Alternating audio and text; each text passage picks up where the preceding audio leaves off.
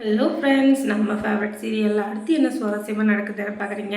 நம்ம மல்லி இருக்காங்க இல்லையா, அவங்களுடைய வேண்டுதல் கொஞ்சம் கூட குறையாவே இல்லை. அது எல்லாமே நிறைவேற போகிற நேரம் வந்துருச்சு அப்படின்னு சொல்லிட்டு கூவி சொல்லணும் போல் இருக்குது. ஊர் முழுக்க இந்த பாண்டியன் ஸ்டோர்ஸில் நம்ம பாண்டியன் வந்து ரேடியோ வச்சு சொன்னார் இல்லையா, ஊர் முழுக்க அந்த மாதிரி சொல்லணும்னு அந்த அளவுக்கு சந்தோஷமாக இருக்காங்க.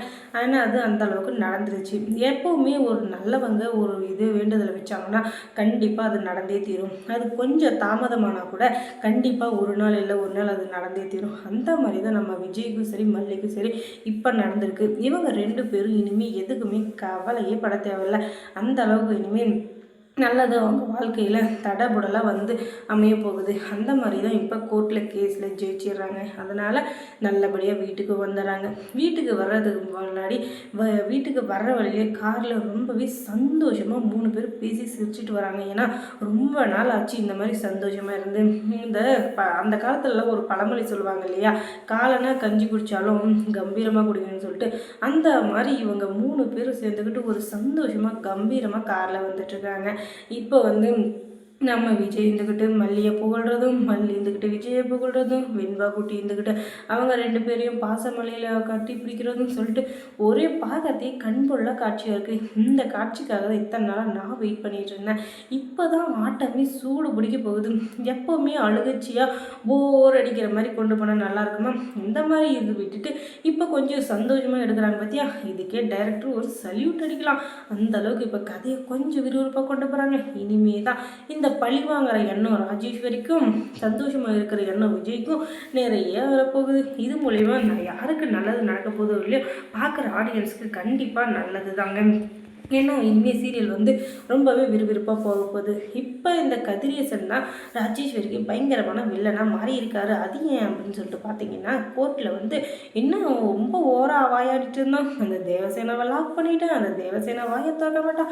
அவள் பதறி அடிச்சுட்டு ஓடிவோம் அப்படி இப்படின்னு சொல்லிட்டு வாயில் விட்டான். பார்த்தியா வடை. அப்பா, நான் கூட நம்பிட்டேன், இவன் இவ்வளோ காலமாக வில்லனாக இருக்கானே ஏதோ பண்ணிடுவான் அப்படின்னு சொல்லிட்டு நானும் நம்பியிருந்தா, கடைசியில் இப்படி பண்ணிட்டானே படுபாவி இவனால் ஒரு ஆணியும் பிடுங்க முடியாதுன்னு சொல்லியிருந்தால் நான் அப்போவே வேறு ஏதாச்சும் பண்ணியிருப்பேன். அவளுக்கு ஏதாச்சும் ஒரு செக் வச்சுருப்பேன்.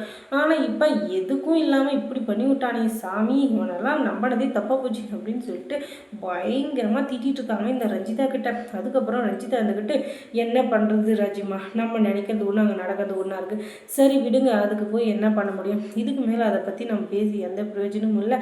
அடுத்து நடக்கிறத பார்க்க முடியும். என்ன அடுத்து நடக்கிறது? ஓஹோ, அடுத்து உன் கல்யாணம் இல்லை வேற ஏதாச்சா? நீ என்ன பேசுன நல்லா புரிஞ்சு போச்சு. இப்போ தான் அந்த கதிரேசன் என் முதுகில் குத்தணும். இப்போ நீ அடுத்து என் முதுகில் குத்த போகிறேன். அதுக்கு ஏன் என் நெஞ்சிலேயே ஒரு கத்தி எடுத்து சுரிக்கிறேன். நான் சந்தோஷமாக போய் சேர்ந்துறேன். எதுக்கு ஒவ்வொருத்தருடைய இதுவும் நான் தாங்கிட்டு இருக்கணும்? எப்போவுமே நான் நினச்சது மட்டும்தான் நடக்கணும், நான் நினைக்கிறது தான் நடக்கணும் அப்படின்னு சொல்லிட்டு ஒரு சட்டத்தை வந்து எனக்கு நானே இயக்கி அதில் வந்து ஒரு இதை வாழ்ந்துட்டு இருந்தேன். ஆனால் இப்போ எதுவுமே எனக்குன்னு இல்லைன்ற மாதிரி ஆயிடுச்சு. இப்படிப்பட்ட சூழ்நிலையில் தள்ளன அந்த கதிரேசனை சும்மாவே விட மாட்டேன் அப்படின்னு சொல்லிட்டு பயங்கரமான கோவத்தில் இருக்காங்க நம்ம ராஜேஸ்வரி. உடனே அந்த கோவத்தை எல்லாத்தையும் எங்கேயோ போகிற மாதிரியாத்தா என் மேலே வந்து ஏறாத்தான்னு சொல்லிட்டு இந்த ராஜேஸ்வரி இதுக்கிட்டு மொத்த கோவத்தையும் நம்ம ரஞ்சி மேலே தான் தடவிட்டுருக்கா.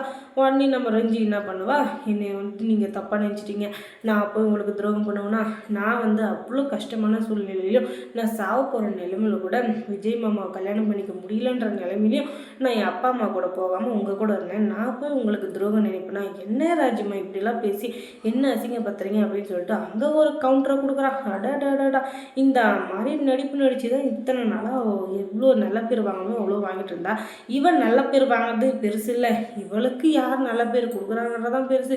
கண்டிப்பாக அந்த பேரை வந்து என்றைக்கும் ராஜேஸ்வரிகிட்டேருந்து வாங்கவே முடியாது.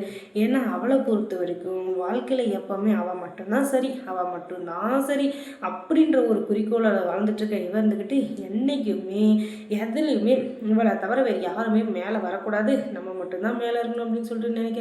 அப்படிப்பட்டவங்கிட்ட மாட்டிக்கிட்டு இருக்கிறப்பயே இந்த ரஞ்சிதா இந்த ஆட்டம் ஆடுறாளே, இன்னும் நல்லா இருந்துட்டா இவ என்ன ஆட்டம் ஆடுவா. அதனால் யாருக்கு எவ்வளோ கொடுக்கணுமோ அவ்வளோ தான் வாரியோ அள்ளியோ கொடுக்குறாரு நம்ம கடவுள்.